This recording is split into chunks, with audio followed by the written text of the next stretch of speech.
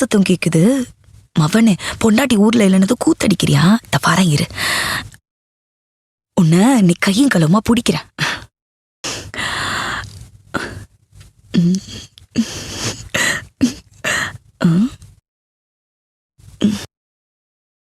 எங்க காணும்?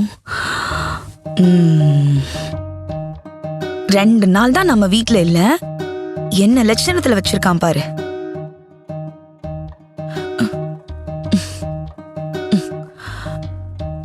ஓ, இதெல்லாம் வேற நடக்குதா வீட்ல? இத வர இன்னைக்கு உனக்கு இருக்கு. அதனால தான்டா நான் சீக்கிரம் வந்தேன்.